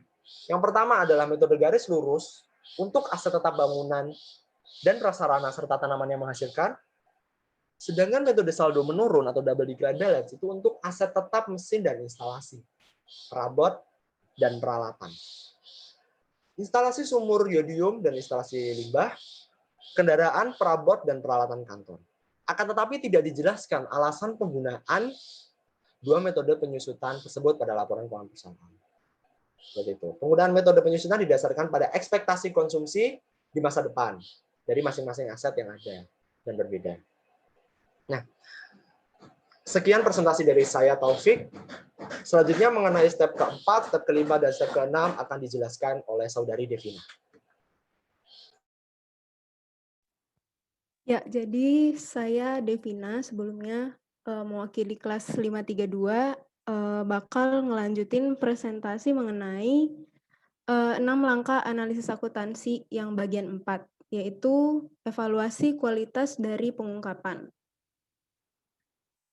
Langsung aja, jumlah persediaan yang diungkapkan pada laporan posisi keuangan konsolidasi tahun 2019 itu mengalami peningkatan sebesar 34,01% dari tahun 2018, yaitu dari 2,1 triliun di tahun 2018 menjadi 2,8 triliun di tahun 2019. Dari sisi jenis obat, penjualan terbesar itu berasal dari penjualan obat etikal, atau yang sudah dijelaskan sebelumnya, obat etikal itu adalah obat yang harus disertai resep dokter. Dan produksinya itu merupakan produksi dari pihak ketiga, yang penjualannya mencapai 2,5 triliun. Sedangkan penjualan produk produksi entitas yang terbesar itu berasal dari penjualan obat generik atau obat tanpa resep dokter, yaitu sebesar 1,4 triliun rupiah. Perusahaan merinci nilai persediaan tersebut dari barang jadi, barang dalam proses, dan bahan baku. Pada catatan atas laporan keuangan PT Kimia Farma, persediaan dinyatakan berdasarkan jumlah terendah antara biaya perolehan dan nilai realisasi neto atau yang lazim kita kenal dengan lower cost net realizable value atau LCNRV. Biaya persediaan ini terdiri dari seluruh biaya pembelian, biaya konversi, dan biaya lain yang timbul sampai persediaan berada dalam kondisi dan lokasi saat ini. Biaya perolehan ditentukan dengan metode rata-rata tertimbang. Nilai realisasi neto merupakan taksiran harga jual dalam kegiatan usaha biasa dikurangi estimasi biaya penyelesaian dan estimasi biaya yang diperlukan untuk membuat penjualan. Setiap penurunan nilai persediaan di bawah biaya perolehan menjadi nilai realisasi neto, dan seluruh kerugian persediaan diakui sebagai beban pada periode terjadinya penurunan atau kerugian. Setiap pemulihan kembali penurunan nilai persediaan karena peningkatan kembali nilai realisasi neto itu diakui sebagai pengurangan terhadap jumlah beban persediaan pada periode terjadinya pemulihan tersebut. PT Kimia Farma membuat penyisihan penurunan nilai persediaan berdasarkan estimasi persediaan pada masa mendatang. Walaupun asumsi yang digunakan dalam mengestimasi penurunan nilai persediaan telah sesuai dan wajar, namun perubahan signifikan atas asumsi ini akan berdampak material terhadap penyisihan penurunan nilai persediaan, yang pada akhirnya akan mempengaruhi hasil usaha perusahaan. Hal ini menjadi sumber ketidakpastian estimasi dan pertimbangan akuntansi yang penting. Nilai tercatat persediaan sebelum cadangan penurunan nilai persediaan perusahaan itu pada tanggal 31 Desember 2019 sebesar 2,8 triliun dan 2018 menurun menjadi sebesar 2,1 triliun. Perusahaan mencatat pengisian atas penurunan nilai adalah sebesar 33,9 juta untuk tahun 2018 dan 46,6 juta untuk tahun 2019. Manajemen berpendapat bahwa pengisian atas penurunan nilai persediaan cukup untuk menutupi kemungkinan kerugian dari persediaan. Persediaan ini digunakan sebagai jaminan atas utang bank pada PT Bank Mandiri. Nah, jadi tadi pengisihan itu digunakan, metode pengisiannya itu lumayan besar, itu digunakan untuk menutupi kemungkinan kerugian. Seluruh persediaan telah diasuransikan terhadap risiko kebakaran, pencurian, dan risiko lainnya, dengan nilai pertanggungan pada 2019 dan 2018 sebesar 887 juta untuk tahun 2019 dan 684 juta untuk tahun 2018. Manajemen berkeyakinan bahwa jumlah pertanggungan asuransi tersebut cukup untuk menutup kemungkinan kerugian atas risiko-risiko yang mungkin dialami grup. Berdasarkan pengungkapan persediaan tersebut, perusahaan telah mengungkapkan akun persediaan secara cukup, memadai, dan sesuai dengan PSAK 14, mulai dari metode yang digunakan, rincian nilai persediaan, risiko ketidakpastian, estimasi pengisian penurunan nilai persediaan serta akibatnya, penggunaan persediaan sebagai jaminan utang, dan asuransi terhadap persediaan atas risiko-risiko yang mungkin terjadi. Semua itu sudah sesuai dengan PSAK 14. Semua diungkapkan dalam catatan atas laporan keuangan dan pada neraca, tetapi tidak dijelaskan mengenai alasan mengapa menggunakan metode rata-rata tertimbang seperti yang dijelaskan sebelumnya, dan kondisi atau peristiwa penyebab terjadinya peningkatan kembali nilai realisasi neto yang menyebabkan pemulihan kembali nilai persediaan. Kita masuk ke poin yang kelima, langkah yang kelima, yaitu mengidentifikasi potensi tanda bahaya atau red flags.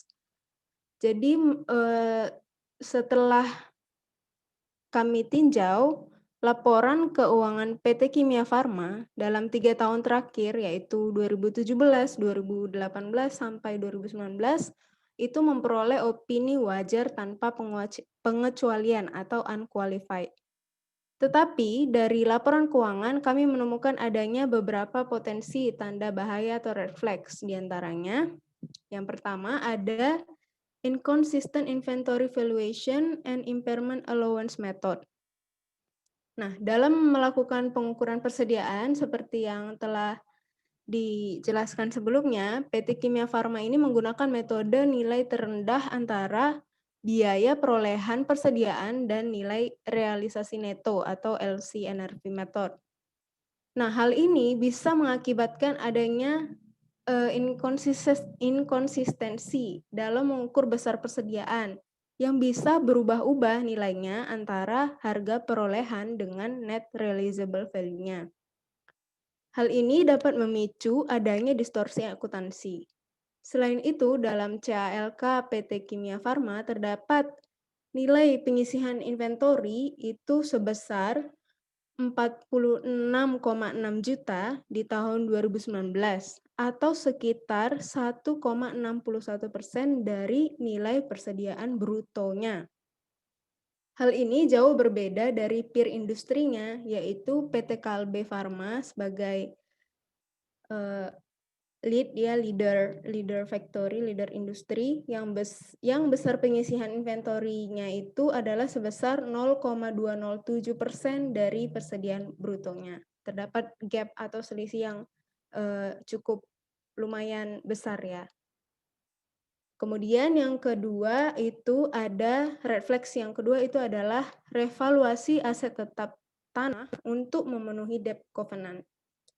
Jadi pada tahun 2019, Kimia Farma melakukan revaluasi atas salah satu asetnya yang berupa tanah.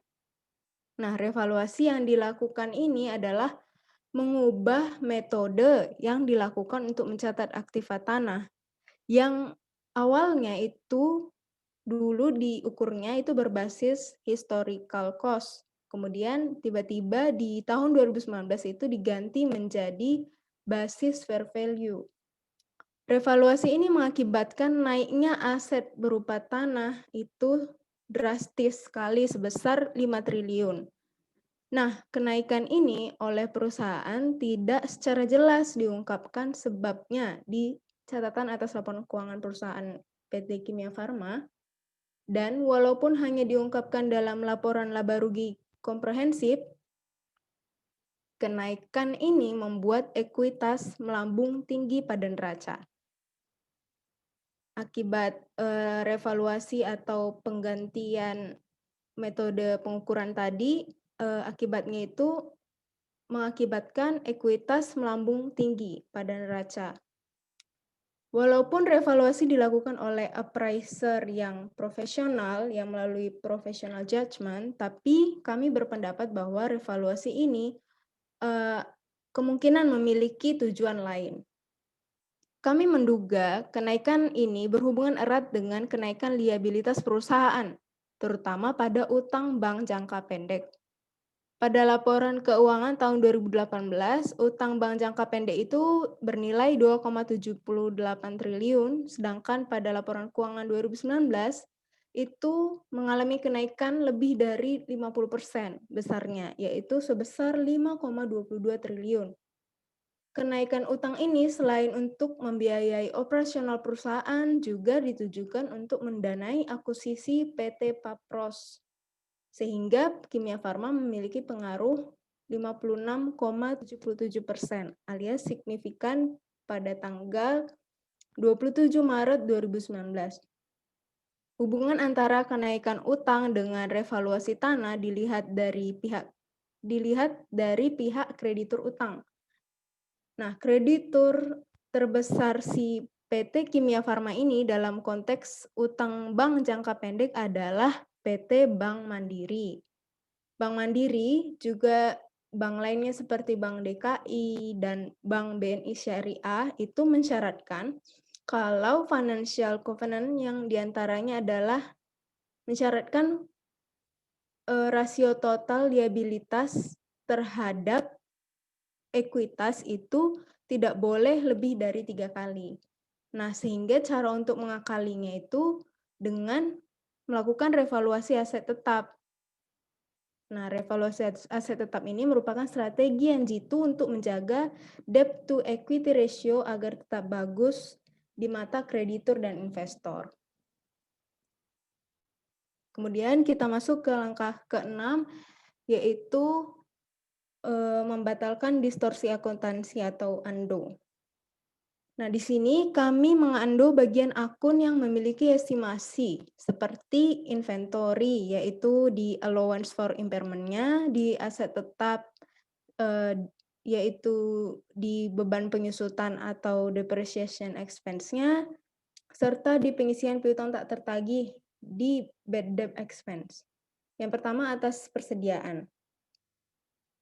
Di persediaan, berdasarkan analisis industri yang sejenis dengan Kimia Farma, kami memutuskan untuk memilih PT Kalbe Farma sebagai acuan atau benchmark dalam menentukan pengisian atas penurunan nilai persediaan.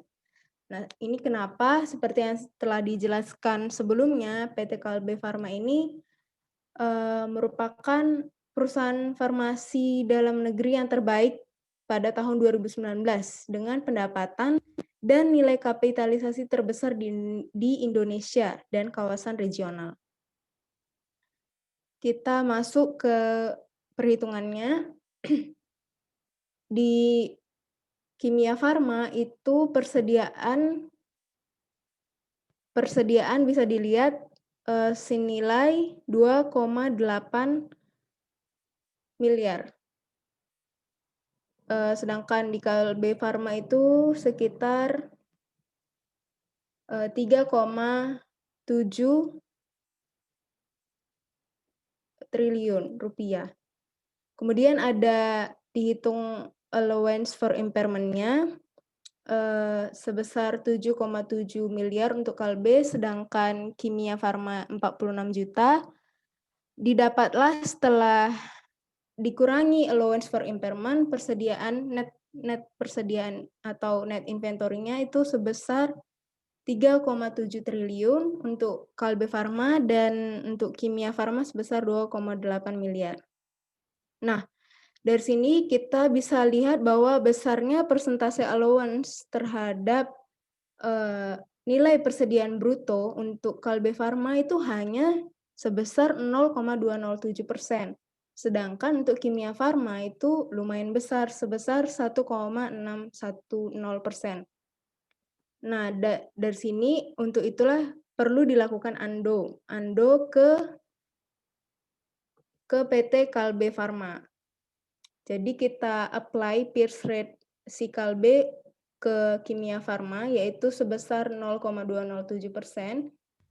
Itu didapat selisih sebesar 40.633.772. Nah, setelah dilakukan ando, kita lihat perbedaannya. Inventory PT Kimia Farma sebelum dilakukan ando itu sebesar 2,8 miliar. Setelah di-adjust itu menjadi setelah dikurangi nilai allowance for impairment itu setelah di-adjust menjadi lebih besar. Seharusnya inventory-nya itu ada sebesar 2,8 miliar, bukan 2,84 miliar. Jadi ada perbedaan mengalami understated kalau kita tidak mengando persediaan. Jadi selisihnya itu sebesar 40.633.772. Kemudian atas aset tetap. Untuk aset tetap, PT Kimia Farma menggunakan metode dan tarif yang diterapkan dalam menghitung penyusutan aset tetap yang terdapat dalam CALK seperti berikut ini. Bisa diperbesar mungkin.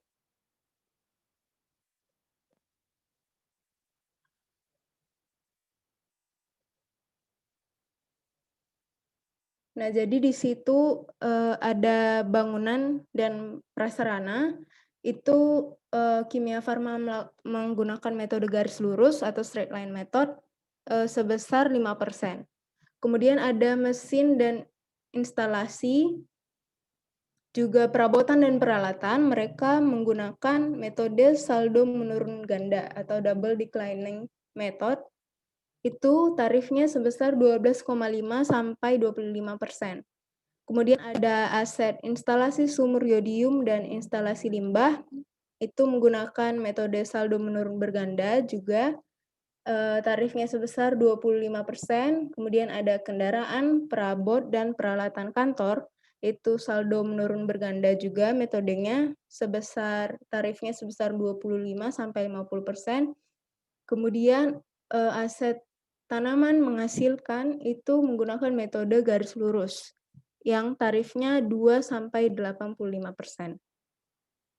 Nah, sedangkan untuk PT Kalbe Farma yang merupakan benchmark yang kami pilih itu menggunakan metode dan tarif yang diterapkan dalam menghitung penyusutan aset tetap yang terdapat dalam CALK mereka. Jadi untuk semua aset di perusahaan Kalbe Farma itu menggunakan metode garis lurus, kecuali untuk aset tetap entitas anak tertentu, berdasarkan estimasi umur manfaat ekonomis aset tetap yang bersangkutan dengan rincian. Untuk bangunan dan prasarana itu 10-20 tahun, tadi metode garis lurus untuk semua asetnya.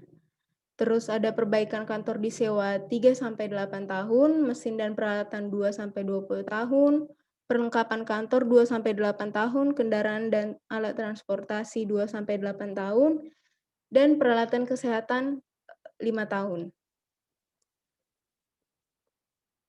Dari sini kita lihat ada asetnya yang sama, yang bisa dilakukan Ando itu kan untuk aset yang sama ya. Jadi asetnya itu yang sama ada 4. Sehingga menurut kelompok kami, dari sisi aset perusahaan PT Kimia Farma itu perlu dilakukan Ando ke perusahaan benchmarknya, yaitu PT Kalbe Farma, agar lebih mencerminkan kondisi real perusahaan.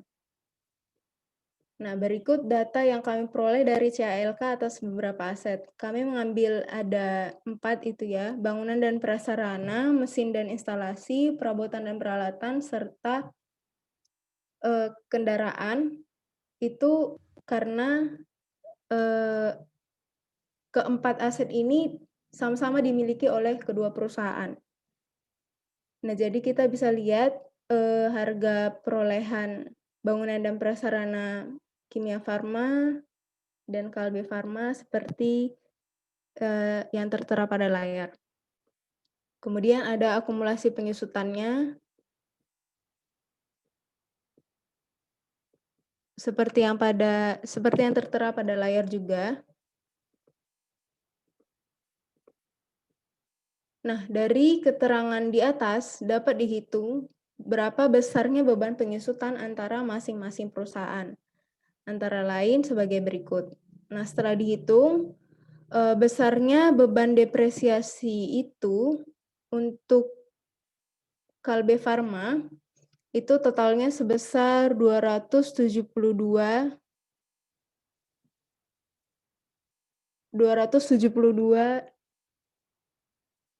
miliar rupiah. Untuk Kimia Farma itu sebesar 374 juta.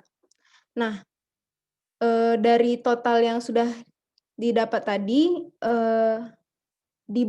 jika dibandingkan dengan cost atau harga perolehan, itu didapat presentasinya untuk PT Kimia Farma itu sebesar 21,9%, sedangkan untuk Kalbe Farma yang merupakan benchmark-nya itu hanya 5,43%. Jadi terdapat selisih atau gap yang cukup besar, sehingga perlu dilakukan Ando. Nah, itu perhitungan yang di atas tadi itu tarifnya menggunakan tarif yang di bawah itu ya. Jadi bangunan dan prasarana itu 5%, sedang untuk PT Kimia Farma, sedangkan untuk PT Kalbe bangunan dan prasarananya itu usianya 20 tahun. Jadi dihitung berdasarkan tarif yang tabelnya berada di bawahnya. Kemudian Setelah didapat dari perhitungan tabel di atas, dapat diambil kesimpulan bahwa terdapat distorsi akuntansi mengenai depresiasi aset tetap yang dimiliki oleh PT Kimia Farma karena terdapat selisih sebesar 16,5% lebih besar dibanding PT Kalbe Farma yang merupakan benchmark, sehingga harus dilakukan ANDO sebagai berikut. Jadi kita apply Peers rate-nya ke PT Kimia Farma yaitu sebesar 5,43%, sehingga didapatlah total depreciation expense-nya itu sebesar untuk Kimia Farma sebesar 92.808. Nah, kalau kita lihat sebelumnya, sebelum dilakukan ANDO atau sebelum dilakukan adjustment, itu besar depresiasinya itu sebesar 374.653.62 rupiah. Jadi ada selisih yang cukup besar ketika belum dilakukan ANDO. Nah, setelah dilakukan ANDO, didapatlah bahwa selisih beban penyusutan sebelum dan sesudah dilakukannya ANDO adalah sebesar Rp208.844.152, yang mana hal ini berpengaruh terhadap net income PT Kimia Farma, yang menyebabkan income menjadi understated akibat beban penyusutan yang overstated tadi sebesar 281 juta. Kemudian ANDO yang selanjutnya adalah atas penyisihan piutang tak tertagih atau bad debt expense. Kita bisa lihat dari tabel. Jadi ada tabel yang kami peroleh dari catatan atas laporan keuangan, itu cadangan penghapusan piutang atau bad debt expense-nya itu ada berdasarkan pelanggan, ada berdasarkan umur, ada berdasarkan piutang dari pihak ketiga, ada berdasarkan mata uang, dan berdasarkan mata uang. Jadi setelah dilakukan perhitungan, cadangan penghapusan piutang atau bad debt expense itu didapat rasio total, rasio antara bad debt expense dengan cadangan piutang tak tertagih dengan keseluruhan total piutang atau account receivable-nya itu untuk Kimia Farma itu sebesar 0,19%, sedangkan untuk Kalbe itu sebesar 0,07%. Namun untuk rasio di tahun 2019, kalau dilihat dari PT Kimia Farma itu hanya sebesar 0,06% dari keseluruhan total BDE. Itu rate-nya itu sama dengan Kalbe yang juga sebesar 0,06%. Nah, dari perhitungan di atas tadi dapat disimpulkan bahwa di tahun 2019 itu tidak terdapat distorsi pada akun cadangan penghapusan utang atau bad debt expense, tetapi mungkin terjadi distorsi di tahun-tahun sebelumnya. Kesimpulan dari analisis akuntansi ini berdasarkan yang kami bisa simpulkan adalah analisis akuntansi yang dijalankan pada perusahaan Kimia Farma ini terjadi beberapa distorsi yang ditimbulkan, yang berasal dari judgement perusahaan maupun bias lainnya. Untuk menghilangkan bias ini, digunakanlah perusahaan Kalbe Farma sebagai acuan karena PT Kalbe Farma yang juga merupakan perusahaan farmasi dalam negeri dan perusahaan farmasi terbaik pada tahun 2019, dengan pendapatan dan nilai kapitalisasi terbesar di Indonesia dan juga di kawasan regional.